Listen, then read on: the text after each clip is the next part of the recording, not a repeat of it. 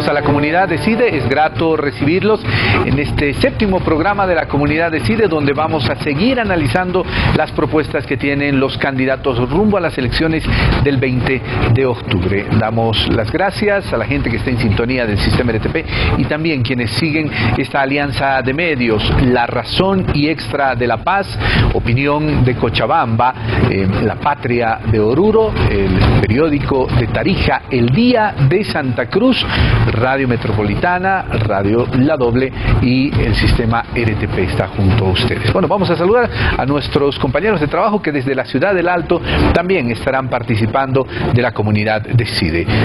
Saludo cordialmente a Jorge Luis Palenque. Jorge Luis, ¿cómo estás? Buenas noches.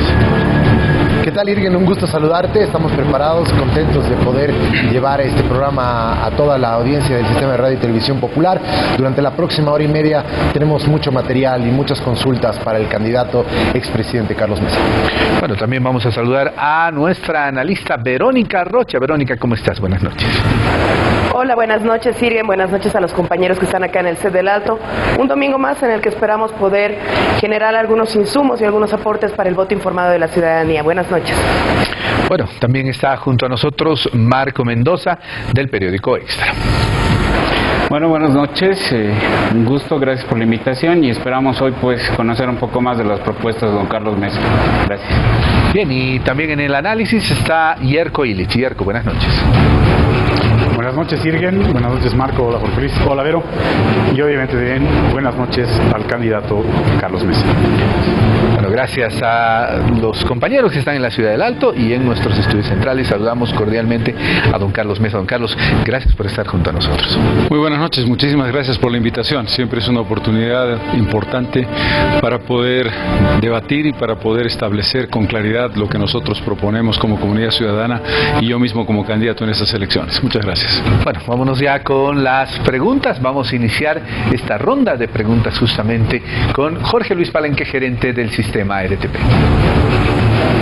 Gracias, Irgen. La primera consulta para el candidato expresidente va en relación al decreto supremo 1802, doble aguinaldo, esfuerzo por Bolivia, que se paga este beneficio a tanto trabajadores públicos como privados cuando el país tiene un crecimiento de más del 4.5%. ¿Qué es lo que va a hacer con el decreto supremo, teniendo en cuenta que ya la Central Obrera Regional ha pedido que se quite la obligatoriedad de crecer 4.5% para hacer el pago efectivo y también que se pueda convertir en ley?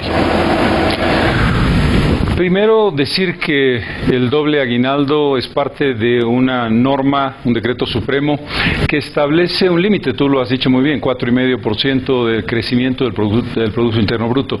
Una de las razones que uno se plantea como pregunta es: ¿tendremos información transparente en este gobierno que defina con claridad cuándo se produce o no ese crecimiento? Yo creo que el gobierno lo utiliza políticamente y esa es una forma incorrecta de proceder, porque la idea del doble aguinaldo está vinculada al buen crecimiento económico del país. En consecuencia, yo creo que el doble aguinaldo debe cumplir ese requisito, sin ninguna duda, y yo establecería adicionalmente dos elementos: un elemento que es vincular al doble aguinaldo con el crecimiento y con, sobre todo, la capacidad de producción, es decir, que tenga que ver con el desarrollo productivo de las empresas que tienen que pagar el doble aguinaldo, con productividad en suma. Y el segundo, que haya un límite para determinado nivel de salarios que no reciban el doble aguinaldo, porque significa una carga muy fuerte sobre empresas, sobre todo pequeñas y medianas, que son fuertemente golpeadas por esta decisión. Pero lo que está decidido, está decidido. Candidato, solamente 14.7% de la población económicamente activa recibe este beneficio, haciéndolo un tanto discriminatorio según los empresarios. También, según los mismos empresarios, dicen que esto afecta a la pequeña y mediana industria, que sencillamente decide pasarse a la informalidad por todas las trabas que se le ponen y por todos los problemas que tienen que afrontar económicamente, terminan cerrando y pasando a formar parte de la informalidad. Es lo que acabo de mencionar. Efectivamente, el doble aguinaldo genera un efecto complicado sobre pequeñas y medianas empresas.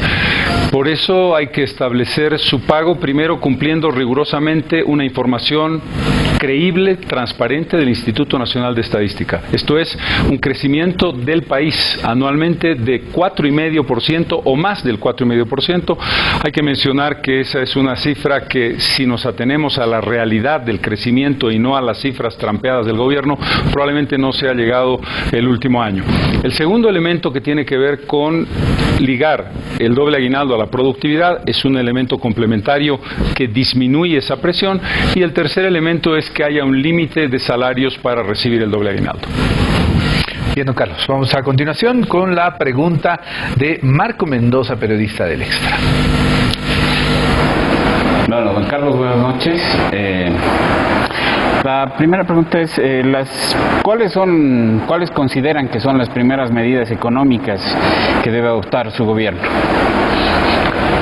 No hay ninguna decisión específica de una sucesión de medidas, de decir el día 1 vamos a establecer tal decreto y el día 2 tal y el día 3 tal. No, se trata de la acción de un trabajo compartido, coordinado con el equipo de gobierno, con el equipo económico, que tiene que ver con elementos vinculados al desarrollo productivo en el ámbito económico. Y desde el punto de vista político, algo fundamental. Las primeras medidas que tenemos que tomar son con la construcción de la democracia. La construcción de la democracia tiene que ver con la obligatoriedad del cumplimiento del referéndum del 21 de febrero del 2016, que es vinculante y de cumplimiento obligatorio, y eso tiene que transformarse en una realidad. Y el segundo aspecto es la transformación completa de la justicia. La transformación completa de la justicia a partir del cambio del Tribunal Constitucional, del Tribunal Supremo de Justicia, del Tribunal Agroambiental y del Ministerio Público, expresado en los fiscales, que hoy son un instrumento de persecución más que de búsqueda de justicia. Dentro de esto, de todos estos cambios y cosas que menciona, ¿cómo se va a abordar el tema del federalismo, que es algo que se ha planteado en el Cabildo de Santa Cruz? La idea, y usted plantea una pregunta sobre un elemento que ha surgido en los últimos días. Primero, subrayar algo muy importante. El Cabildo en Santa Cruz tuvo una presencia masiva, multitudinaria, una presencia casi tan grande o más grande que el último Cabildo que tuvo Santa Cruz, una convocatoria que no hemos visto en el país en muchos años. Segundo, el Cabildo es un instrumento que reconoce la Constitución Política del Estado, algo muy importante. Tercero, el planteamiento de la pregunta era iniciar el camino al federalismo. Yo no le tengo ningún temor a la discusión del tema. Yo creo que si una región del país de una manera tan contundente plantea que establezcamos un camino hacia el federalismo, es un tema que hay que debatir, y un tema que tiene que debatirse en los otros 8 departamentos. Y tiene que ver con algo muy importante, con la acción centralista, secante y de darle la espalda a las autonomías que ha tenido el gobierno nacional, lo que ha generado una reacción de esta naturaleza. Bien, gracias a Marco, gracias a don Carlos Mesa. Tenemos un segmento que se denomina, don Carlos, la comunidad pregunta. Son analistas, periodistas, gente influyente que también va a realizar su consulta al candidato de Comunidad Ciudadana. A continuación escuchamos la consulta del analista económico Gonzalo Chávez. Candidato Carlos Mesa, quisiéramos conocer en detalle cuál es su política social, de qué manera resolverá los temas estructurales del empleo y de la pobreza.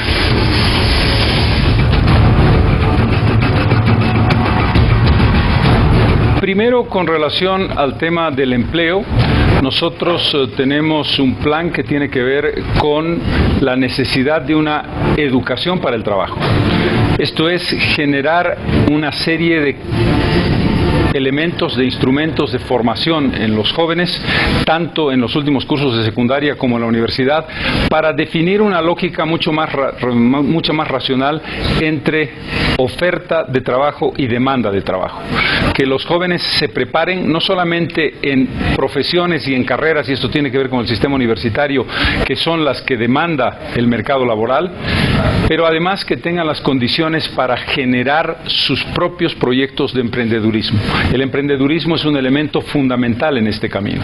Luego tenemos que generar diversificación económica planeando algo muy importante, que es la construcción de espacios de inversión privada fundamentalmente, que defina oportunidades de trabajo nuevas. Si nosotros no tenemos empresas que generan lugares de trabajo, no vamos a tener espacios para emplear a los jóvenes. Y eso tiene que ser a través de seguridad jurídica y a través de incentivos muy concretos.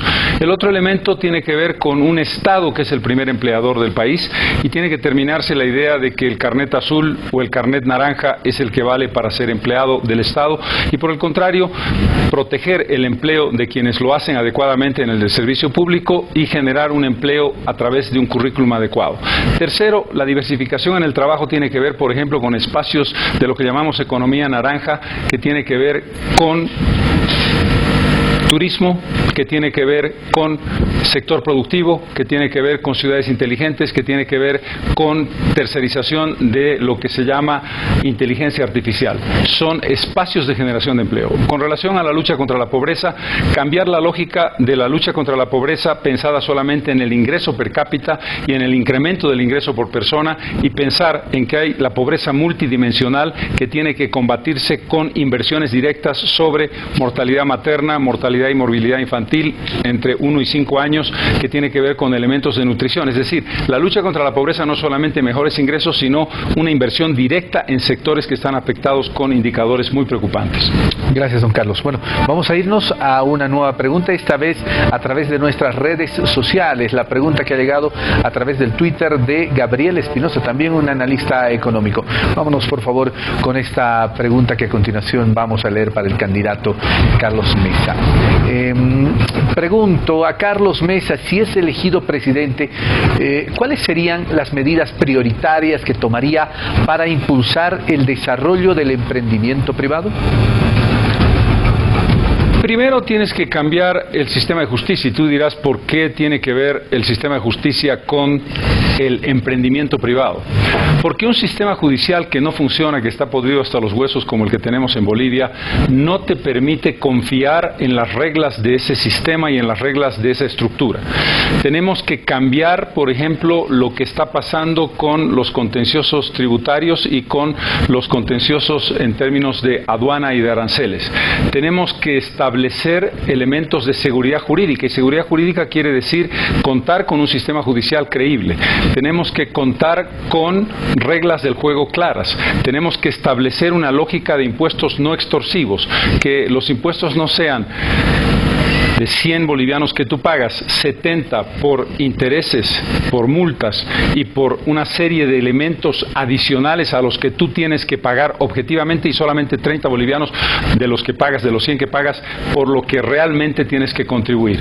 Tenemos que establecer una lógica en la que el emprendimiento sea premiado con una liberación de impuestos inicial, y tenemos que entrar en una lógica de menos burocracia, de menos tramitología, para que hayan realmente incentivos que te permitan ir de una manera clara de la economía informal a la economía formal.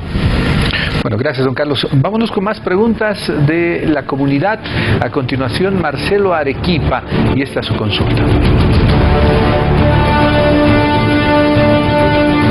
A ver, dos preguntas bien concretas. La primera, el hecho de que en las últimas semanas se hable de que se vaya a una eventual segunda vuelta electoral, ¿no le parece a usted que es como ir detrás de un premio consuelo? Y la segunda pregunta es, en caso de ir a una segunda vuelta electoral, ¿qué va a hacer para movilizar el voto a su favor? ¿Va a sentarse, a hablar y acercarse a las organizaciones sociales, a las élites empresariales, a los partidos políticos de oposición, o va a esperar sentado a que los grupos organizados se unan a su alrededor? Empezaré por decir que aquí no se trata de premio mayor o premio consuelo. es la Constitución. La Constitución establece la posibilidad de primera y de segunda vuelta. Nosotros pensamos que vamos a ganar en primera vuelta y estamos peleando por ello. Y en ese contexto, decirle a quienes nos ven que la primera vuelta, a diferencia de lo que sería lógico, a diferencia de lo que sería esperable, no se gana como debería con el 50% más uno de los votos.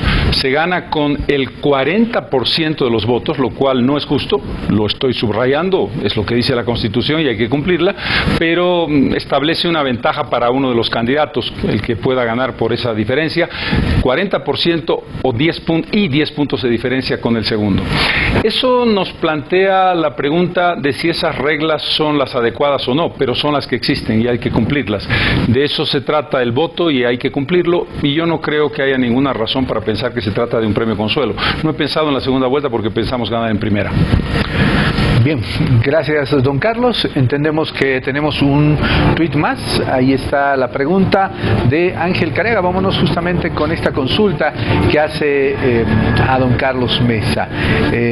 Pregunta don Carlos Mesa: en presidencia sitiada, describe una relación compleja con el Congreso. De ser presidente, parecería que tendrá un escenario parecido. ¿Cómo se hace gobernabilidad? ¿Cómo se pacta? ¿Cómo se relacionará con el MAS? La pregunta de Ángel Careaga, don Carlos. La comparación creo que no tiene ningún asidero, no tiene ninguna relación con la realidad. No tiene nada que ver la situación que yo viví el año 2003, que no tenía partido político y no tenía Congreso de ninguna naturaleza, no tenía representantes en el Congreso.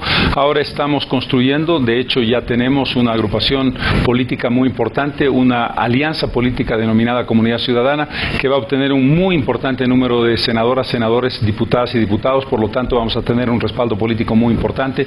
Nuestra relación con el poder político y con el respaldo político que eso implica no tiene nada que ver con lo que se vivió en el año 2003. Bien, gracias don Carlos. Vamos a ir a una pausa. Al retornar estaremos con el análisis de esta primera parte del programa y también la respuesta del candidato de Comunidad Ciudadana. Lo invitamos a que se quede junto a nosotros. También lo invitamos a que nos siga a través de nuestras redes sociales, a través de YouTube, a través del Facebook y también a través del Twitter. Obviamente estamos también a través de nuestra página web. Enseguida estamos con más.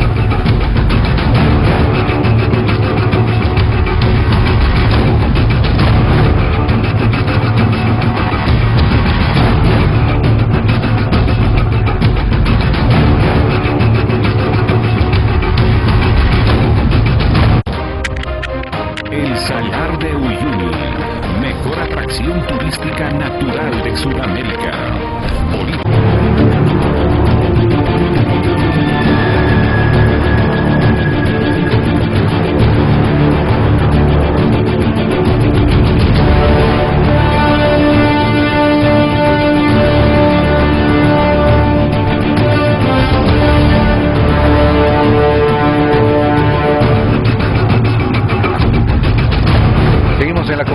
Decide, vamos a ir ya a este análisis que van a realizar justamente Verónica Rocha y Yerko Illich sobre la primera parte de la participación del candidato de Comunidad Ciudadana, Carlos Mesa. Quiero recordar que los analistas tienen la posibilidad de pedir aclaraciones en 2 oportunidades al candidato presidencial. Vamos a iniciar esta ronda de preguntas, esta ronda de análisis más bien, junto a Verónica Rocha. Adelante, Verónica.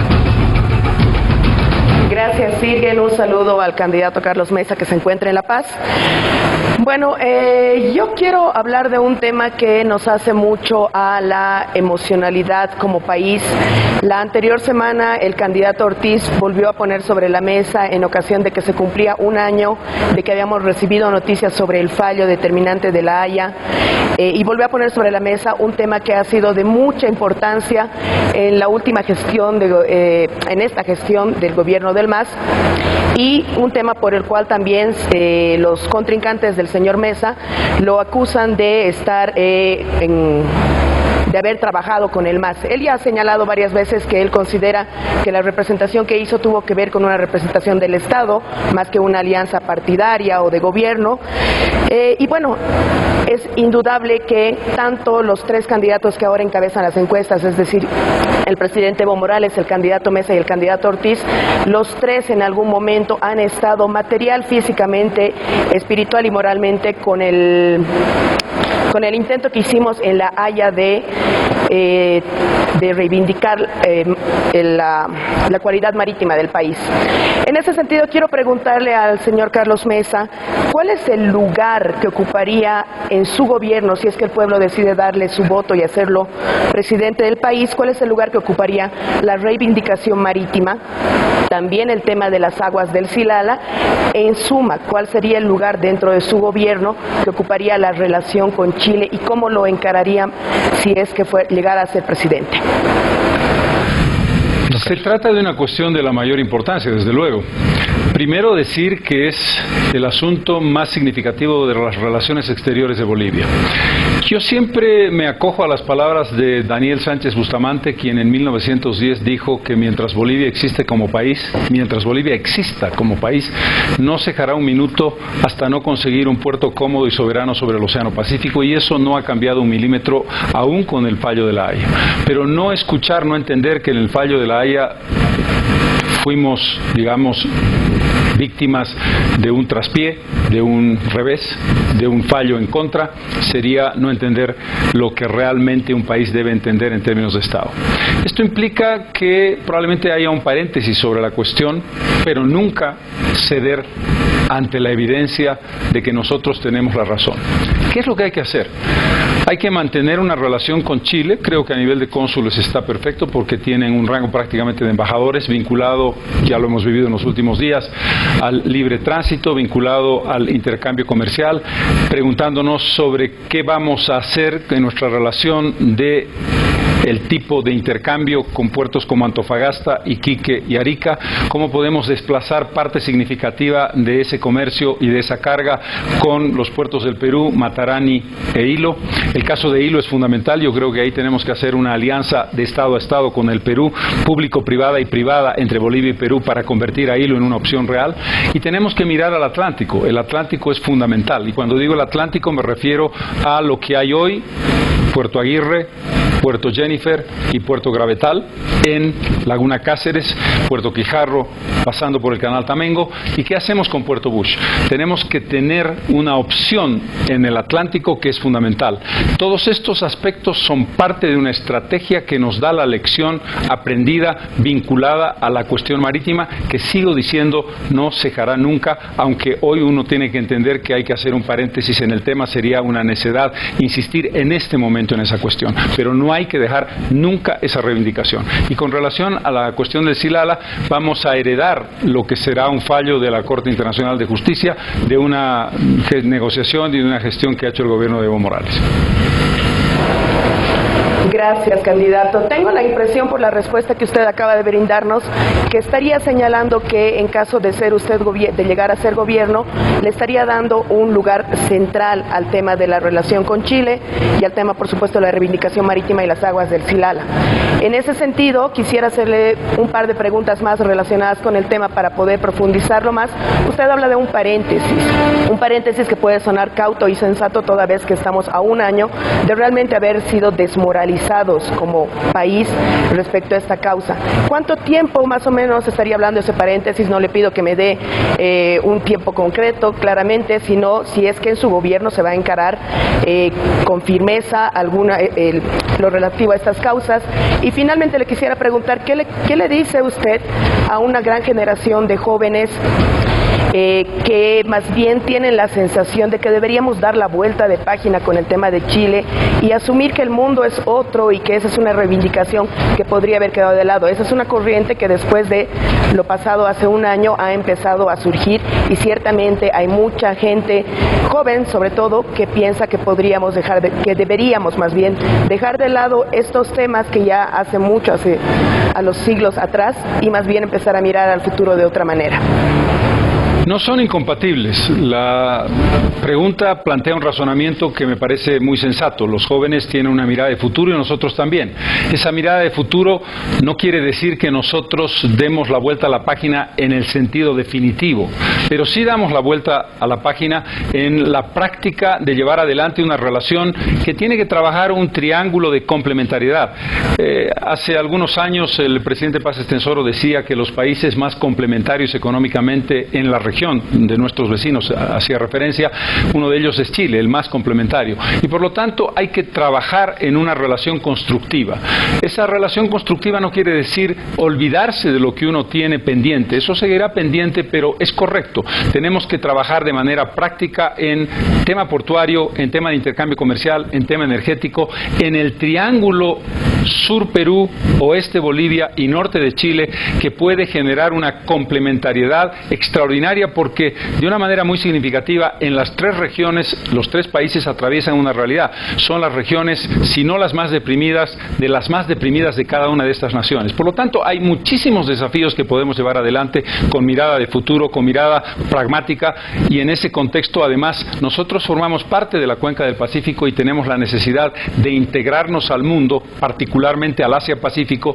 Aunque no tengamos un acceso soberano al mar, nuestra presencia en el Pacífico está fuera de discusión, y eso es parte también de nuestra negociación con Perú, con Chile y con los países que tienen costa en el Océano Pacífico. Gracias, candidato. Entiendo que tengo un retruque más. Voy a aprovechar de meter una pregunta porque me siento satisfecha con lo que ha señalado. Creo que ha respondido por lo menos a lo que había planteado en el tema de la política con Chile. Y tiene que ver, bueno, es un tema ya de economía, lo hemos tratado en los primeros minutos del programa. Quería preguntarle, dado las circunstancias de que desde el 2011 ha habido un congelamiento del tipo de cambio y desde marzo de este año hay un control en la venta del dólar. El dólar es algo que aún en el imaginario de las y los bolivianos refiere mucho a la economía y al bolsillo. Digamos que es el primer termómetro que siente la gente muy rápidamente, aún sin comprenderlo quienes no ejercemos la economía, quienes no nos dedicamos a ello. Es como el primer termómetro en el cual tenemos la sensación muy rápida de cómo está yendo nuestra economía. Esta sensación desde el 2011, ha sido congelada y por lo tanto esto ha alimentado una idea de que hay un ministro muy solvente de economía y que por lo tanto la economía en general va bien, los datos lo muestran así, la satisfacción de la gente lo muestra así. No obstante, también están las voces críticas que señalan que la política cambiaria es defectuosa y puede cobrarnos facturas más adelante. En caso de que usted llegara a ser gobierno, ¿qué haría con la política cambiaria y si mantendría el costo del boliviano, el costo del dólar en bolivianos como está ahora? Mantendría el tipo de cambio. Bien, perfecto. Entonces mantendría toda la política cambiaria actualmente, incluido el control de la venta de dólar, y mantendría congelado durante los 5 años de gobierno el tipo de dólar. La respuesta es mantendría el tipo de cambio, y con relación al tema del dólar y del control, eso tiene que analizarse en detalle una vez que uno llegue al gobierno y analizar específicamente los elementos macro vinculados a la política cambiaria, pero en términos generales la respuesta es la que di. Bueno, las gracias a Verónica Rocha. Vamos a irnos a continuación con el análisis y las cuestionantes también de Yerko Illich. Buenas noches, candidato Mesa. Esta no es una pregunta que tenga que ver ni con estatalidad ni con economía. Esta es una pregunta que va a escarbar en su carácter y en su alma. Desde los últimos días y en el último año, en los últimos años, los bolivianos tenemos el corazón roto. Vivimos los bolivianos entre el despecho, la desconfianza y la nostalgia. Con la democracia y con nuestro país y con nuestros líderes. Pero al mismo tiempo, ¿cómo no podemos enamorarnos con la democracia cuando hemos visto un par de días atrás una multitud de bolivianos en duelo por la chiquitanía, pero desde su coraje convocándonos a gestar otro futuro posible? ¿Cómo no nos vamos a enamorar de la democracia, los bolivianos, si sabemos que ahora una multitud de electores que iniciarán su ciudadanía en el rito del voto con la más grande responsabilidad desde el retorno a la democracia decidir con nosotros optar por un modelo de autoritarismo carismático o restaurar la república del pluralismo, la igualdad y las libertades indiscutibles. Candidato Mesa, habrá en usted grandeza para inspirarnos, sanarnos, unirnos. Creo que el corazón de la pregunta tiene que ver con la necesidad de una transformación íntima de cada uno de nosotros, por esto la idea de comunidad ciudadana, una transformación de vocación democrática, de respeto al medio ambiente, de respeto a los valores que apostamos por llevar adelante el 10 de octubre de 1982 y el 21 de febrero del año 2016, la necesidad, y coincido con el análisis y el diagnóstico, de terminar con la teoría, que es terriblemente perniciosa, de que una persona representa el cambio, la transformación, la revolución, los elementos y los valores que una sociedad en su conjunto debería tener. Nadie puede encarnar en sí mismo todos esos valores. Esos valores los encarna el conjunto de la sociedad. Y nosotros tenemos que terminar con el caudillismo y tenemos que terminar con aquellas personas que creen que sin ellas vamos a dejar de existir. Lo que plantearía una hipótesis absurda, que somos minusválidos o menores de edad, que necesitamos de un padre que nos lleve adelante y que sea nuestro tutor y que nos conduzca como niñitos que no sabemos a dónde tenemos que ir porque el único que lo sabe es él. El liderazgo que pretendo encarnar es precisamente ese, el liderazgo que está desprendido de la lógica de que tú representas todos los valores que estás defendiendo. Tú defiendes valores y defiendes causas.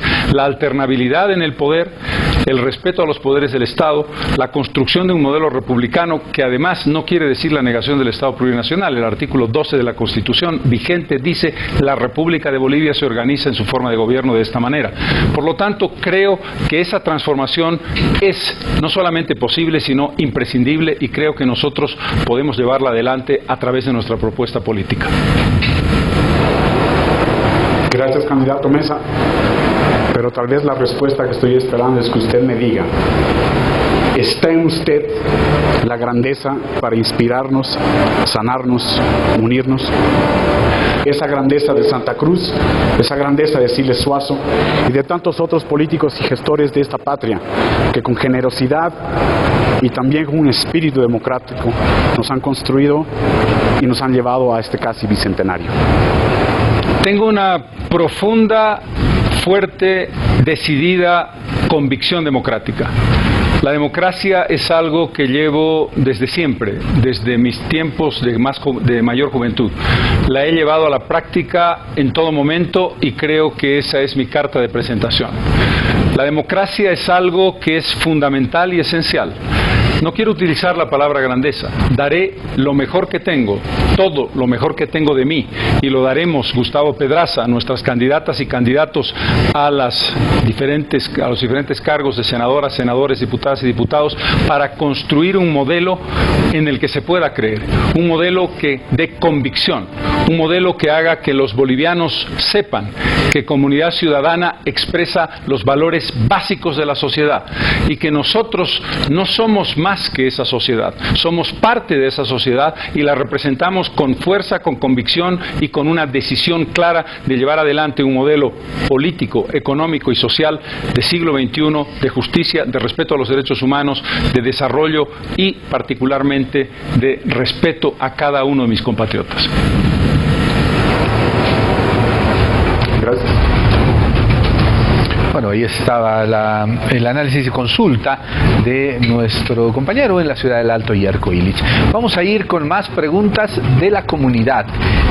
A continuación vamos a escuchar la consulta que hace el candidato del Movimiento al Socialismo, Rogelio Maita, al candidato presidencial, Carlos Mesa. Señor Mesa, explique explique cómo sus políticas económicas y sociales serían distintas a las del gobierno de Sánchez de Lozada cuando era vicepresidente. Políticas que usted nunca criticó, aunque provocaron la muerte de muchos bolivianos en Febrero Negro y en la Guerra del Gas.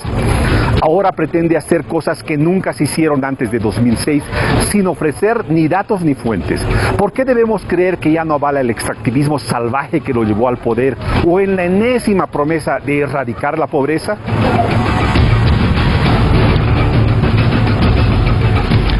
Nuestra propuesta es una propuesta de futuro que tiene que ver con convicciones que llevamos adelante en el momento en que hicimos el referéndum de los hidrocarburos del 18 de julio del 2004, que transformó la política de hidrocarburos del país y que hizo posible, por ejemplo, la nacionalización del año 2006, que no se hubiera podido realizar sin nuestras medidas. Pero nuestra propuesta de futuro plantea la construcción de un modelo que pase del extractivismo a un modelo de diversificación económica, a una sustitución del modelo de consumo energético de los combustibles fósiles a los combustibles, o más bien a las energías limpias, como son la energía solar y la energía eólica.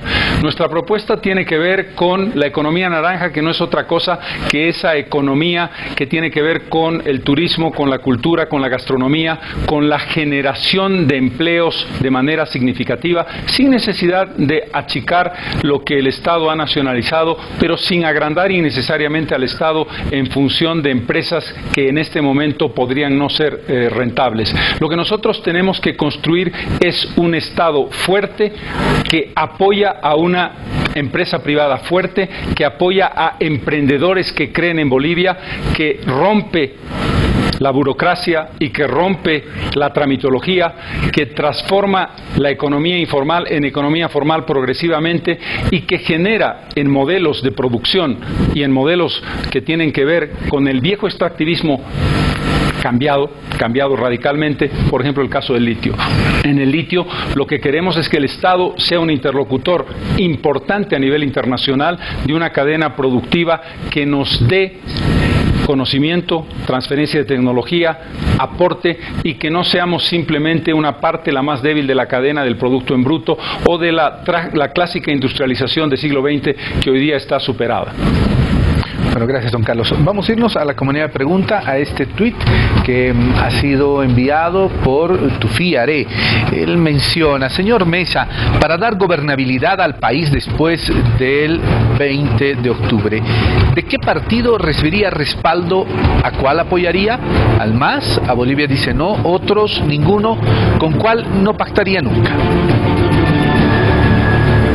La premisa fundamental para la construcción de una política gubernamental de alianzas, primero tendría que partir de una suposición, que no vamos a conseguir mayoría absoluta.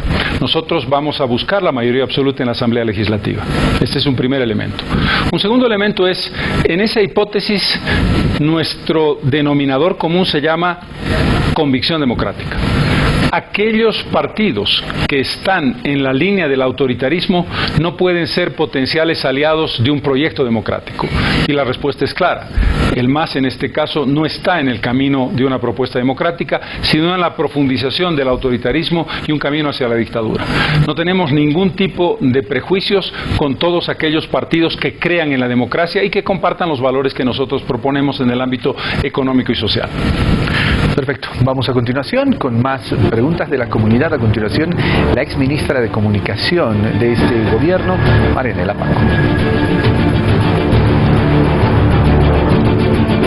Cuando él era presidente, ¿por qué ha ordenado la quema de los documentos de los gastos reservados? Está en el artículo 10 del decreto supremo que él ha emitido, el 27345, que dice, la documentación presentada en la rendición de cuentas será clasificada como secreta. Los documentos que prueben la erogación de los gastos bajo la partida de gastos específicos públicos o gastos reservados que sean aceptados por el Contralor deberán ser destruidos o incinerados. Si él se precia de transparencia hoy en día y a todo le quiere decir ya basta, ¿por qué él mandó a quemar esos documentos de los gastos reservados? Digamos primero que los gastos reservados en el periodo democrático 1982-2006 estaban aprobados en el presupuesto general de la Nación. Eran un gasto legítimo que estaba en un ítem de ese presupuesto general aprobado por el Congreso Nacional. Segundo, diremos que se trataba de una base fundamental, preservar la seguridad del Estado. Y digamos que cuando a nosotros nos tocó gobernar, nos dimos cuenta de que esos gastos reservados se usaban discrecionalmente sin un tipo de reglamentación fundamental. Eso fue lo que hicimos en nuestro decreto. Ese decreto establecía los elementos claves de decir solamente se pueden utilizar los gastos reservados para cuestiones atingentes a la seguridad del Estado, no se pueden utilizar en salarios, ni en pluses, ni en regalos, ni en ningún tipo de gasto adicional diferente. Y además se establecía con claridad que el Contralor General del Estado, entonces Contralor General de la República, era el que autorizaba o el que aprobaba, para decirlo mejor, si esos gastos se habían llevado adecuadamente o no, y podía rechazarlos. La cuestión final a la que hace referencia la exministra tiene que ver con una práctica que se hace en Bolivia y en todas las partes del mundo donde hay gastos reservados, por la naturaleza de estos, que es su destrucción. Bien, gracias, don Carlos. Es momento de irnos a una nueva pausa. Al retornar estaremos con más preguntas de nuestros periodistas desde la Ciudad del Alto y también con el análisis de nuestros analistas. Enseguida estamos con más en la Comunidad de Cide.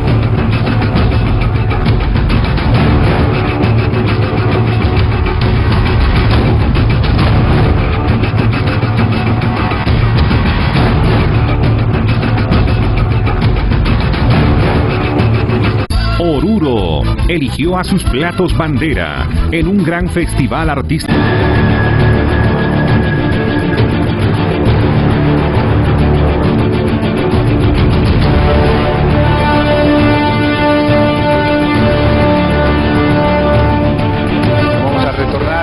De la Comunidad de Cide, tenemos invitado al candidato presidencial por Comunidad Ciudadana, Carlos Mesa.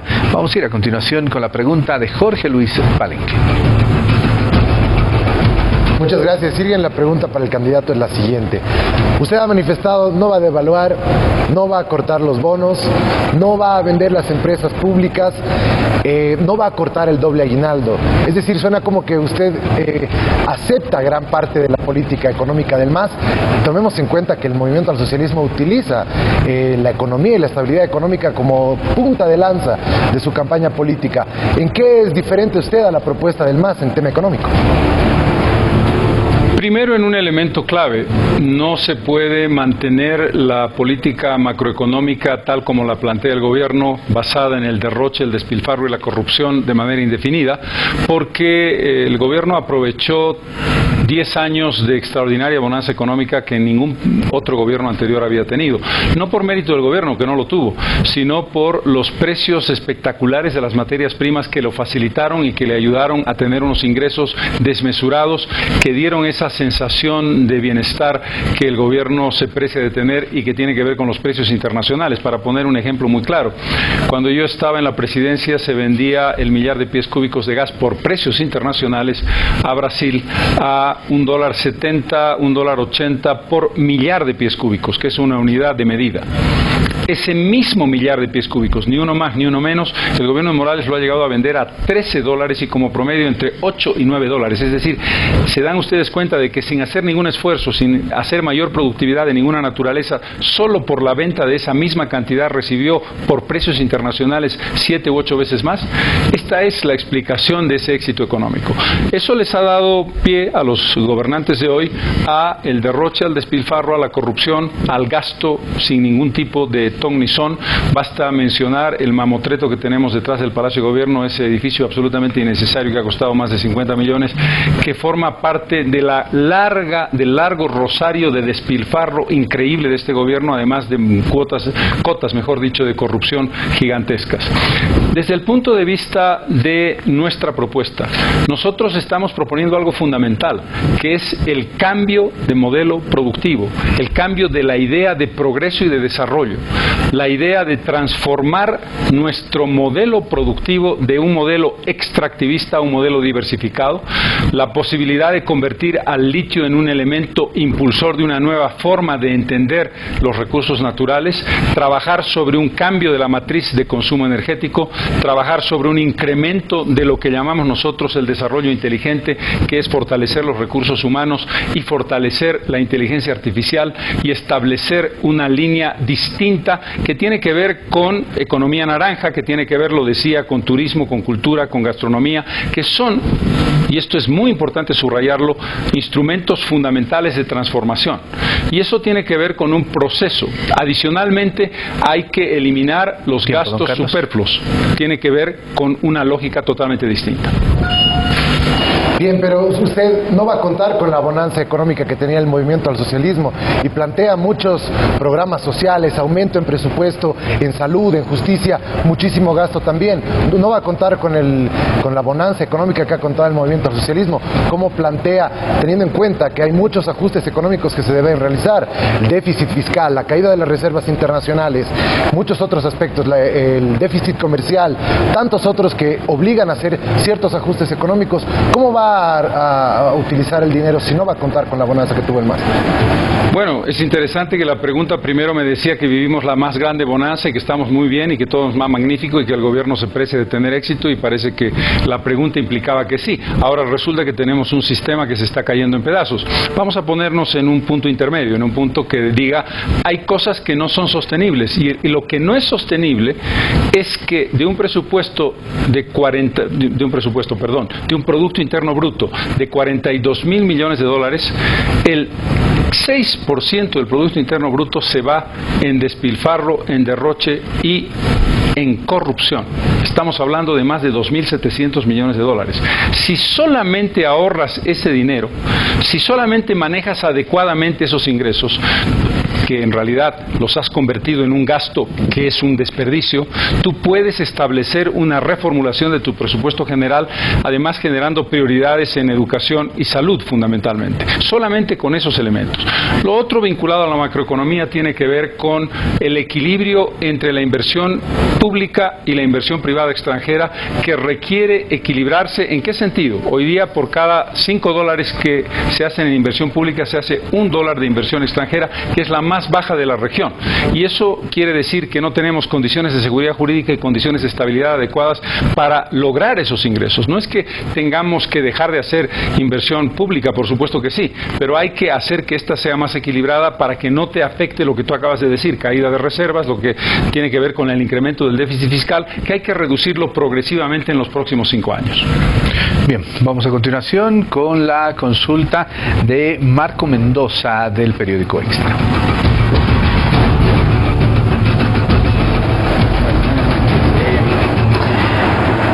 ¿Cuál es el planteamiento que tiene específico para enfrentar lo que usted mismo acaba de decir, de que la justicia está totalmente podrida? ¿Cómo cambiar eso? ¿Cómo enfrentar, cómo renovar y a su vez garantizar a la población que a partir de una vez que se apliquen esos cambios pueda volver a confiar en la justicia? ¿Cómo va a ser el trabajo que va a realizar una vez que esté en el gobierno? Lo voy a poner en sencillo y luego lo explico. Sacar a los peores para poner a los mejores. Todos coincidimos, y el propio gobierno hace un par de años lo reconoció, la justicia está podrida hasta los huesos. Y está podrida hasta los huesos porque fue seleccionada de manera absolutamente arbitraria e increíble en cuanto a su injusticia y en cuanto a su desequilibrio cuando se hizo la preselección de los candidatos que hacía el MAS con los 2/3 que tenía y que tiene todavía en la Asamblea Legislativa Plurinacional. Esa selección perversa y envenenada nos llevó a la elección del 2011 y del 2017 por voto popular directo. La elección del 2011 y 2017 fueron iguales, pero voy a hablar de la del 17. ¿Eso qué quiere decir? Que tuvimos 40% de votos nulos y 20% de votos blancos. 60% de los bolivianos le dijimos, esta elección es ilegítima, está viciada, porque ustedes han hecho una preselección absolutamente manipulada. Solo el 40% de los votos fueron válidos, es decir, 20 puntos menos que los votos nulos y blancos, y además los ganadores, comillas, que fueron elegidos con 2, 5, 7, 8% de los votos. Esa elección fue ilegítima y por lo tanto hay que, con ese argumento impecable jurídicamente, empezar el gobierno dejando fuera al Tribunal Supremo de Justicia, al Tribunal Constitucional, al Ministerio Público para hacerlo rápido. Y lo que tenemos que hacer, sin modificar la Constitución, es que la preselección para un nuevo proceso judicial, para un nuevo proceso electoral del Poder Judicial, la haga un grupo de notables que sean respetados por todos los bolivianos y bolivianas, que garantice que los preseleccionados van a ser los mejores y las mejores. Uno de los elementos, jueces de primer nivel no se han presentado nunca a un tipo de preselección como esa porque sabían que iban a ser zarandeados y maltratados por la arbitrariedad política. Por lo tanto, la transformación pasa por un mecanismo que acabo de explicar y por una preselección que hagan los mejores para elegir a los mejores. Mi otra pregunta va por el tema, otra área que realmente es muy sensible para la sociedad, el tema de salud. Si bien es importante la inversión en la parte técnica, de equipos, hospitales, ¿cómo piensa abordar su gobierno el trabajo con los recursos humanos, o sea, con los médicos, con quienes dan la atención a la población? Porque de aquí a un tiempo también se ha visto que ahí hay como una caída en cuanto a la calidez y calidad de atención a la población. ¿Cómo va a trabajar su gobierno también esa parte? Primero, haciendo algo que este gobierno se ha negado a hacer sistemáticamente: escuchar a los médicos. Los médicos y los funcionarios de salud tienen experiencia, tienen conocimientos, han vivido el día a día, han hecho propuestas que nunca han sido escuchadas. Este es un elemento que hay que tomar en consideración para cuando uno va a desarrollar políticas públicas vinculadas a una mejor salud en el país. Segundo, un elemento que tú has mencionado y que me parece correcto, que es, no solamente es una cuestión de dinero, de infraestructura y de equipamiento, tiene que ver con los recursos humanos y tiene que ver con la gestión administrativa de salud. El gran problema que también tiene como resultado despilfarro, derroche, mala orientación del gasto, es que tenemos una muy mala gestión administrativa de salud.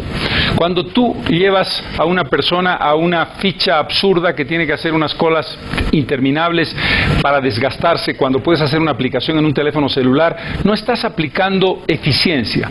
Cuando tú vas a destinar a los pacientes, el 70% de los pacientes están mal destinados, en parte porque los recursos básicos en los primeros niveles, es decir, en los centros de salud de primer nivel, no existen. Tú tienes centros de salud de primer nivel que lo único que te dan es un paracetamol. Si tú generas una infraestructura en esos centros de salud de primer nivel, tú vas a poder hacer que el embotellamiento en los centros de salud de segundo y de tercer nivel se descongestione. ¿Qué necesitas en los centros de primer nivel? Una infraestructura mínima adecuada, atención las 24 horas del día y un médico que atienda adecuadamente al paciente. Si tú haces derivaciones correctas, vas a tener resultados correctos. Por lo tanto, recursos humanos tratados adecuadamente con su propia experiencia son una respuesta muy importante en este campo. Muchas gracias. Bien, vamos a agradecerle a Marco Mendoza del periódico Extra. A continuación vamos con la comunidad pregunta. Tamara Núñez del Prado y esta consulta para el candidato Carlos Mesa.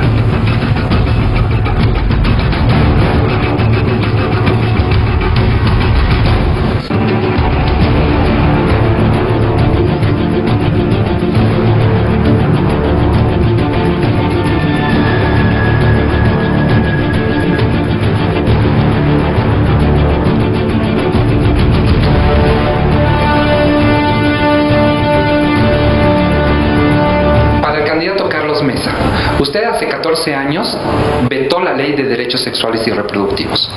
1. ¿Usted volvería a vetarla? 2. ¿Usted podría proponer de nuevo esta ley, puesto que ahorita están siendo afectadas cientos de mujeres, niñas, adolescentes, por no tener una ley que pueda protegerlas y existir niñas, adolescentes embarazadas y violencia sexual sobre nosotras?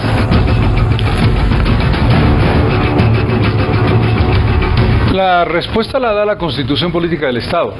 La Constitución establece en uno de sus artículos que los derechos de salud sexual y reproductiva son parte de los derechos esenciales de todas las personas. Y además establece que deberá regularse, obviamente, a través de una ley. Por lo tanto, aquí no hay una discusión ni un debate sobre lo que debe o no debe hacerse. La ley, la máxima ley, la Constitución Política del Estado, contempla los derechos de salud sexual y reproductiva y contempla la aplicación a través de una ley de esos derechos. Bien, gracias, don Carlos. Vamos a seguir con más preguntas de la comunidad y a continuación vamos a dar lectura a este tuit que tenemos preparado. Justamente es el tuit que ha enviado el ministro Canelas. Vámonos con este tuit. Oportunismo, incontradicción. Mesa dice que hay que debatir propuesta federalista sin miedo, mientras su socio Revilla rechaza esa medida por no estar en la Constitución Política del Estado. ¿Será como en el tema de Incahuasi? En un par de días Mesa se retractará, menciona Manuel Canelas. Me hicieron la pregunta al comenzar el programa y la pregunta ha sido respondida con absoluta claridad. Hay que establecer un espacio de debate como se ha planteado en el Cabildo de Santa Cruz y lo ha planteado un cabildo que está reconocido por la Constitución como un mecanismo que debe aceptarse como válido desde el punto de vista del ejercicio democrático y en consecuencia no hay que tenerle ningún miedo al debate sobre el federalismo. Además, el planteamiento de Santa Cruz fue iniciar el camino hacia. La otra pregunta es ¿qué dicen los otros 8 departamentos? Pero por supuesto que es un tema de debate que no hay que darle la espalda en absoluto, sino hay que impulsarlo. Bien, vamos a irnos con más preguntas. Esta vez Juan Carlos Salazar, el periodista, hace la consulta al candidato Carlos Mesa. Según todas las encuestas, hay una franja grande de indecisos. La duda de ellos está basada principalmente en el día después. Muchos piensan que un Evo en la oposición podría hacerle la vida imposible al nuevo gobernante. Y piensan que hay que elegir entre la estabilidad política con Evo y la transición democrática con un candidato de oposición. ¿Qué les diría usted a esos indecisos? Yo diría que no se trata de un dilema, no se trata de una cosa o la otra. No hay ninguna razón para suponer que un gobierno democrático presidido por nosotros es un gobierno democrático que solamente garantiza democracia. Nuestra construcción es una construcción de democracia con estabilidad política, social y económica. Una construcción basada en una alianza política poderosa como es Comunidad Ciudadana, basada en el respaldo del voto popular que te da una extraordinaria legitimidad de arranque y basada en algo muy importante que es un respaldo político sólido y coherente. Por lo tanto, yo creo que no es un dilema que uno tenga que enfrentar. Yo le diría a los indecisos que nosotros les vamos a garantizar las dos cosas que este gobierno no garantiza. La construcción de una democracia que respeta los poderes del Estado, que respeta tus derechos humanos, que respeta tu derecho a disentir, que no plantea la vida entre amigos y enemigos y que a la vez garantiza una solidez y una estabilidad económica y social. Bueno, seguimos con más consultas de nuestra comunidad. A continuación vamos a dar lectura al siguiente tuit que viene junto a Mauricio Medinaceli. Este tuit menciona ¿cómo se enfrentará el tema de los subsidios a la gasolina, diésel y gas natural?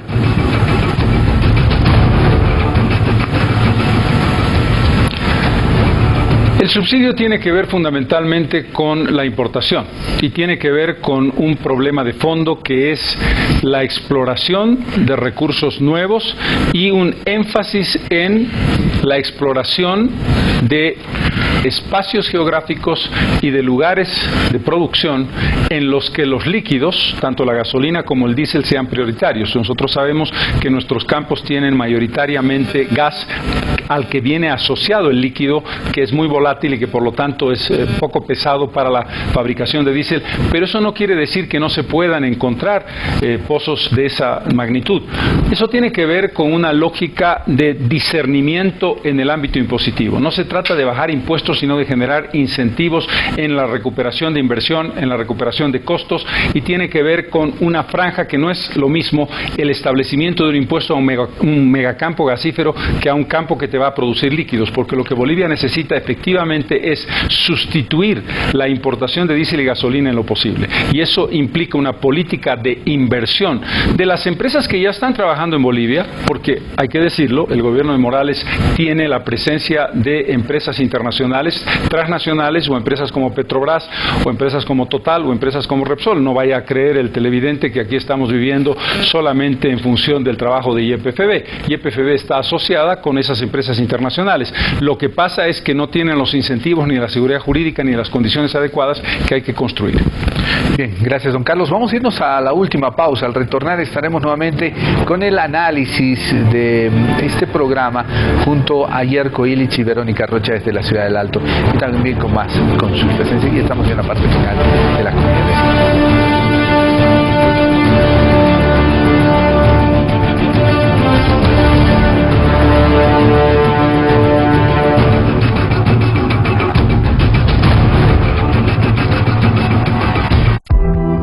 Somos la generación que se reinventa y sigue luchando y no le tiene miedo al futuro. Presentamos Banca Activa para personas entre 36 y 59 años. BNB.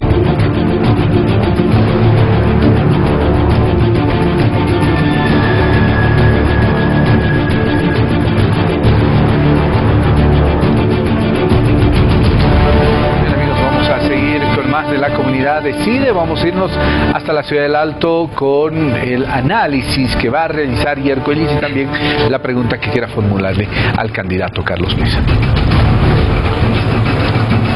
Candidato Mesa, parece ser que en este país una gran cantidad del electorado, por lo menos más de los 2/3, han entendido que la siguiente presidencia, esté quien esté, no va a ser un gobierno normal. Va a ser un gobierno que va a tener que fundamentarse y también legitimizarse día a día, no en gobernabilidad, que es hasta ahora la cantidad de preguntas que hemos recibido, sino en gubernamentalidad. Y esta gubernamentalidad entendida como la capacidad de implementar un sistema de compromisos y compensaciones para incorporar en el proceso a la mayoría, a las multitudes. Una mayoría, una multitud es la que vimos en el Cabildo de Santa Cruz. Una compensación y un compromiso es la autodeterminación.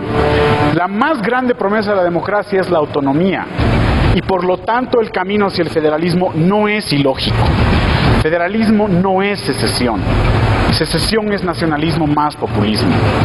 Y ahora bien, para no perdernos en la transición, alabo la pregunta del Gato Salazar, para no perdernos en el riesgo de la transición, porque va a ser un gobierno de transición hasta el bicentenario.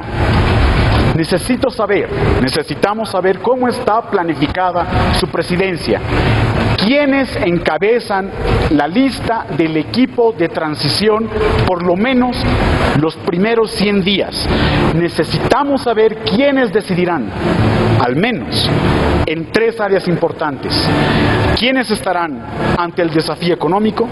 ¿Quiénes lo acompañarán en el desafío de justicia? ¿Y quién lo acompañará en el desafío de autonomías? Primero me sorprende la idea de transición. Será un gobierno de 5 años. Un gobierno que va a llevar adelante un programa que no es un programa de transición, sino un programa de construcción democrática, un programa de transformación, un programa que establece un conjunto de cambios muy importantes en la orientación de la sociedad, fundamentalmente en la democracia, en la forma de entender la economía y en la forma de entender la inversión social. Por lo tanto, la palabra transición probablemente no cabe aquí. En segundo lugar, tengo los nombres para mí, pero no acostumbro a negociar con la piel del león antes de haberlo cazado.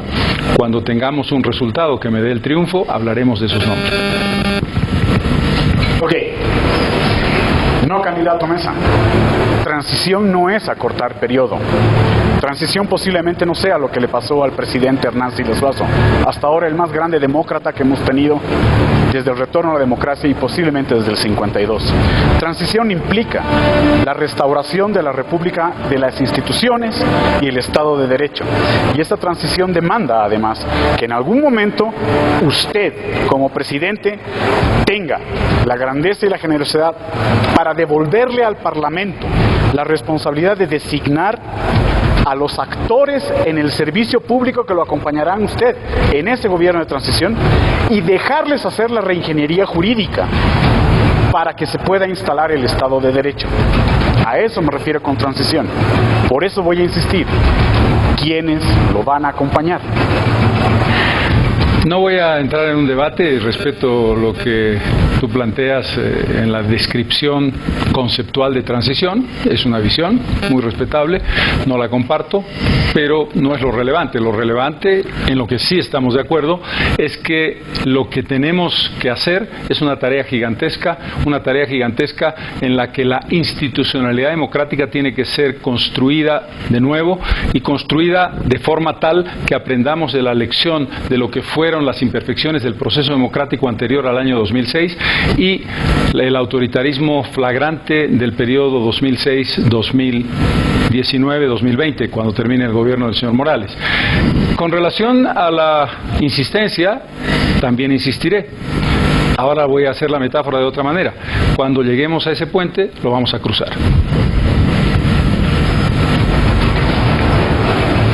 Última vez que insisto, da igual qué es lo que usted me responda. Necesitamos saber, por lo menos, denos una especie de insinuación. ¿Están esas personas para los equipos de los desafíos que usted durante todo este programa ha ido relatando y narrándonos de lo que sería su presidencia? ¿Están esas personas dentro del equipo que lo acompaña en este momento en la campaña para asumir los retos de economía, justicia y autonomías? Solo está escrito en piedra, por ejemplo, los 10 mandamientos que bajó Moisés. Las otras cosas no están escritas en piedra. Yo las tengo en mi cabeza, pero no están escritas en piedra. Bueno, gracias, Cierco, por las consultas y el análisis. Vámonos con Verónica Rocha. Ella también tiene algunas cuestionantes y parte del análisis en este programa. Gracias, Sirgen. Voy a tratar de hacer una revisión, un panorama de lo que ha sido el programa del día de hoy y, por supuesto, algunas valoraciones respecto a las preguntas y a las respuestas que ha dado el candidato Mesa. En una primera pregunta se le preguntó concretamente cuál sería su ruta económica prioritaria para que podamos puntualizar en cosas que es importante para la ciudadanía conocer. Tengo la sensación, me quedo con la sensación de que ha sido respondida esta pregunta con muy poca puntualidad. El candidato Mesa concretamente ha dicho, no tenemos clara esa ruta, habrá que hacer un análisis. Creo que esos datos de esas puntualizaciones son importantes para el país. Sobre los temas estructurales, me parece importante algo que ha señalado el candidato Mesa, también cuando se le ha preguntado acerca del modelo económico. Comparto la apreciación que Jorge Luis hizo en algún momento señalando que nos queda la sensación de que muchas de las cuestiones económicas, una gran mayoría en realidad, van a estar más bien en continuidad en caso de que el candidato Mesa llegara a ser presidente. Pero él ha planteado, ha retrucado, diciendo que el cambio fundamental que tendría su gobierno sería hacer el cambio del modelo extractivista a un modelo diversificado. Ahí me quedo con la pregunta dando vueltas de, me parece que es lo que el país óptimamente estaría buscando y me parece que después del tema de los incendios es algo que se ha debatido mucho, lo hemos puesto mucho sobre la mesa en el programa, pero no estoy segura de que en 5 años esto pueda ser posible. Sobre el tema de la justicia, creo que el candidato Mesa y Comunidad Ciudadana son de los pocos, porque hemos escuchado en este programa varios candidatos señalar que proponer, sin decirlo, cambiar el sistema de elección de jueces. El candidato Mesa es claro y señala que no va a cambiar la constitución política y que más bien va a tratar de mejorar la meritocracia con la que acceden estos jueces para ser votados. En ese sentido, reitera muchas veces en su discurso que no va a modificar la constitución política del Estado y que respeta mucho lo establecido en el marco legal en la actualidad. En la parte, eso lo dejo reservado para irme a la pregunta. En la parte política me da la impresión de que tampoco ha logrado responder con mucha claridad cuando se le ha preguntado sobre pactos, negociaciones y relacionamientos. Un poco señalando que la segunda vuelta no es algo que está en la cabeza de su partido o de su campaña en este momento. Es una respuesta válida de campaña, pero por supuesto deja esta idea de poca claridad a la ciudadanía. Y en este sentido, pactos, negociaciones, relacionamientos, que concretamente estamos hablando del Congreso y de cómo se lo gestiona, y poniendo al otro lado este tema de que el candidato Mesa señala que hay que respetar la normativa, quisiera preguntarle, como Poder Ejecutivo, en caso de que sea gobierno, ¿cuáles serían las primeras 3 leyes que enviaría con prioridad al Congreso para su abrogación o su modificación? Un par de precisiones al análisis. Si es verdad que yo no hubiese sido concreto en las respuestas económicas, ¿cómo llevamos luego la conclusión de la evaluación que hiciste sobre las respuestas que di muy concretamente sobre el post-extractivismo, sobre la diversificación, sobre la producción vinculada al tema del litio, sobre la sustitución del mecanismo de consumo energético, sobre la economía naranja, sobre la implementación del turismo, sobre nuestras medidas macroeconómicas? Creo que fui muy concreto. Esta es mi percepción. El segundo punto, en el tema de la justicia, creo que es clave decir algo muy importante.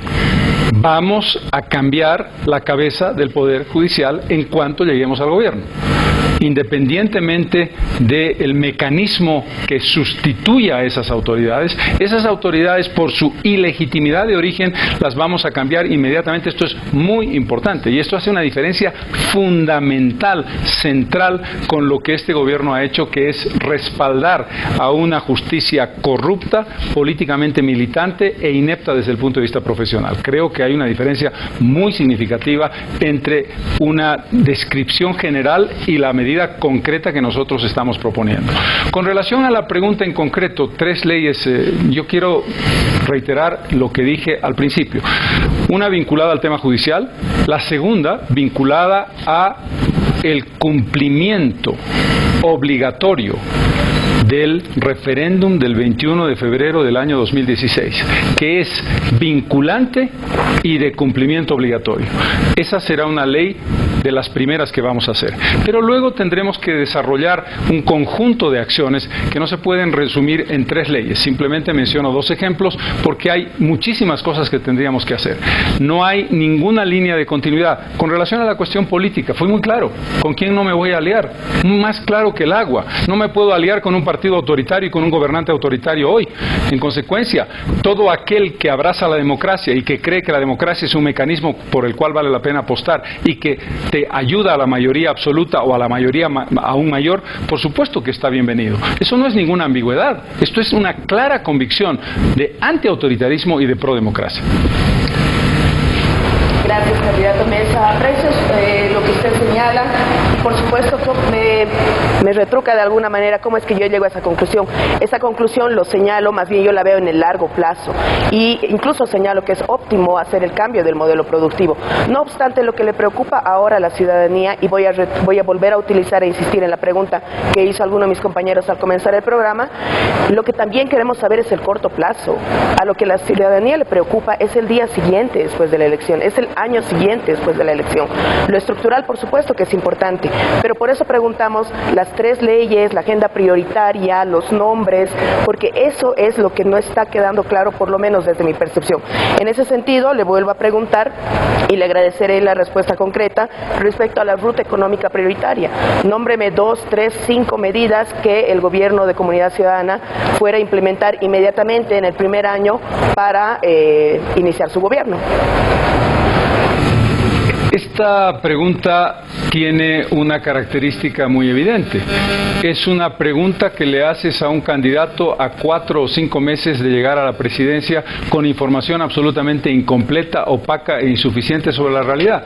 Una cosa es la información que tenemos a mano y otra cosa es la que vamos a enfrentar al día siguiente de ser gobierno. Esa información tenemos que evaluarla y tenemos que trabajarla. Por eso la respuesta tiene que ver con los aspectos fundamentales.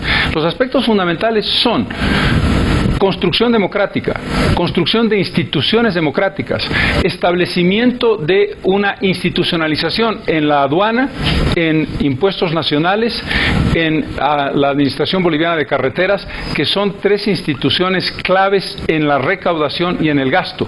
Tenemos que hacer un cambio fundamental de la justicia. Tenemos que comenzar el proceso de transformación hacia un incremento de la exploración de los recursos naturales, del gas más porque no vamos a hacer un cambio automático. Ningún cambio es automático y eso no tiene que ver con la transición. Tiene que ver con que si tú cambias de matriz productiva y de matriz de consumo, ese cambio no puedes hacerlo al día siguiente por decisión de decreto o por decisión de ley. Tiene que ver con la orientación general que tenga tu gobierno. Tú tienes que analizar también cómo vamos a luchar contra la pobreza, estableciendo una lógica distinta, no medir la lucha contra la pobreza en función de incremento de ingreso por persona, porque eso te engaña. La pobreza es multidimensional.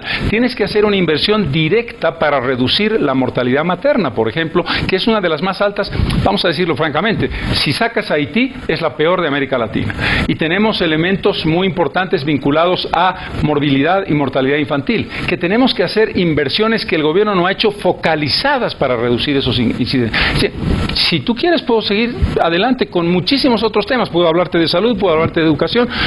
No es tan simple como decir, con 3 leyes mágicamente el país va a cambiar. Esta no es la lógica de un nuevo gobierno. La lógica de un nuevo gobierno, después de 13 años de despilfarro, de corrupción, de falta de responsabilidad en el manejo de las cifras, en el sentido de la información, de la opacidad, del autoritarismo, no se puede resumir en 3 leyes. Esta es la razón por la que no te puedo responder la pregunta de la manera, pero si tú quieres puedo continuar con el desarrollo de estas ideas. Bien, gracias a Verónica Rocha. Vamos a irnos en estas cuestionantes. La ex ministra de Comunicación, Marianela Paco, no ha quedado muy conforme con la respuesta del candidato de Comunidad Ciudadana. Vamos a continuación a leer el tuit que hace algunos minutos ha publicado. Ella menciona Mesa, gastos reservados. Es normal, es normal. ¿No le indignó? ¿Mantuvo el encubrimiento y complicidad? ¿Por qué no responde sobre PAT y su candidatura? Eso es lo que dice Marianela Paco. Bueno, llegó la pregunta de reglamento de todas las entrevistas que me hacen sobre el tema. No respondo a preguntas vinculadas a una guerra sucia que ya da náuseas. Con relación a la primera pregunta, lamento mucho que la exministra no conozca de leyes. ¿Por qué no va a leer lo que era el presupuesto general de la Nación desde 1982 en adelante? ¿Por qué no se da cuenta de que era un ítem que estaba absolutamente aprobado por el Congreso Nacional en varios gobiernos, desde el presidente Siles Suazo hasta el presidente Rodríguez Belcé? De modo tal que si ella no está satisfecha, es cuestión de que vaya, busque la ley, busque los presupuestos generales de la Nación, busque la ley financiera y encuentre la respuesta. Bien, vamos a irnos con las últimas preguntas de nuestros periodistas. Jorge Luis Palenque tiene 30 segundos para su consulta. Muchas gracias, Irgen. La última pregunta va referida al tema tributario, pues según la Cámara Nacional de Comercio, solamente el 30% de la población económicamente activa tributa. Y según un estudio del Banco Mundial titulado Paying Taxes, sitúan a Bolivia en el puesto 186 de 189, en el que una persona tiene que pasar 1.025 horas anuales atendiendo el tema impositivo. ¿Cuál es su propuesta tributaria? Absolutamente correcto, lo mencioné ya y lo vuelvo a insistir. Primer elemento, la institucionalización de impuestos nacionales. Esto es clave. No podemos seguir teniendo los funcionarios que tenemos. Tenemos que tener funcionarios de primer nivel con una fiscalización adecuada a esos funcionarios. Segundo, establecer una justicia en contenciosos administrativos que sea creíble y que no sea simplemente cada vez que tú te enfrentas al Estado vas a perder el juicio porque el Estado gana siempre, independientemente de que te extorsione. Tercera respuesta, vamos a eliminar el mecanismo extorsivo de las metas de recaudación que siempre sobrepasan lo realista y por lo tanto te llevan a extorsionar al contribuyente. Cuarta respuesta, vamos a eliminar los pasos y vamos a reformular el refinanciamiento, que no es otra cosa que el crecimiento de la bola de nieve. Y la última respuesta, vamos a hacer una evaluación general sobre el tema impositivo en términos no de aumento impositivo ni de reducción dramática de impuestos, sino de analizar impuesto por impuesto, salvo el tema del IVA. Por ejemplo, una pregunta que es válida es preguntarnos cómo te puedes descargar ante el IVA, si tienes restricciones de acuerdo al tipo de trabajo que haces o puede ser mucho más amplio. ¿Qué pasa con el IUE? ¿Qué pasa con el ISAE? ¿Qué pasa con el ITF? Que lo puse yo cuando era presidente, que son elementos que pueden alivianar la carga impositiva. Bueno, gracias, candidato. Vámonos con la última pregunta de Marco Mendoza de Extra. ¿Cómo evitar el tema de que se vuelva a dar una espiral de violencia entre dos grupos, a favor o en contra, a partir de las posturas, algunas enardecidas del Cabildo de Santa Cruz? Y acoplado a esto es si el resultado de las elecciones es adverso a comunidad ciudadana, ¿usted respetará ese resultado? A la primera pregunta, yo no calificaría a lo que pasó en el Cabildo como posiciones radicalizadas. Yo creo que el Cabildo de Santa Cruz estableció ideas muy claras y muy concretas de una comunidad y una sociedad, en este caso la del departamento de Santa Cruz. Podrá ser compartida por muchos o no, ese es otro tema, pero creo que los planteamientos no estuvieron cargados de radicalidad. Segundo, con relación al voto y al respeto al resultado.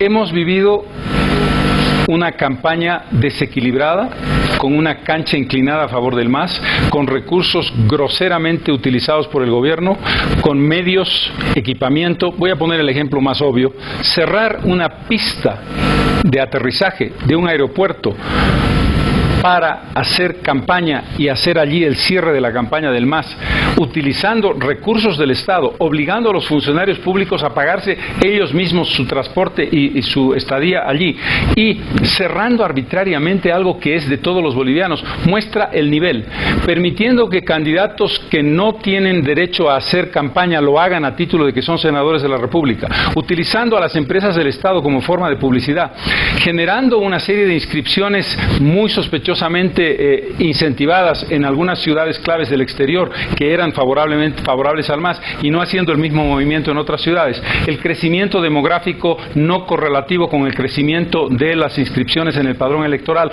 son parte de una manipulación, para no hablar de fraude, que podría decirlo también, en este proceso electoral. Por lo tanto, ya el camino es una vergüenza y nosotros hemos sido perseguidos, acosados, prohibidos de hacer cosas que otros candidatos sí han podido hacer. Con relación al resultado, si el resultado tiene manipulación evidente y se comprueba, uno tiene derecho a objetarlo. Si el resultado es transparente, y eso es lo que esperamos si ganamos nosotros, porque nosotros no vamos a hacer, ni tenemos posibilidades, ni vocación, ni ningún tipo de otro compromiso que no sea el voto transparente, por supuesto que sí. Don Carlos, queremos agradecerle la gentileza de haber asistido a la comunidad de CIDE. No, por el contrario, el agradecido soy yo. Muchísimas gracias. Bueno, también agradecemos a nuestros compañeros de trabajo, Jorge Luis Palenque, Verónica Rocha, Marco Mendoza y Yerko Illich, que nos han acompañado desde los estudios del Sistema RTP en la ciudad del Alto. Les agradecemos mucho, nos reencontramos el próximo sábado. Estaremos presentando a través de esta cadena de medios de la comunidad de CIDE las encuestas de Ipsos. Este próximo sábado los esperamos en la comunidad de CIDE.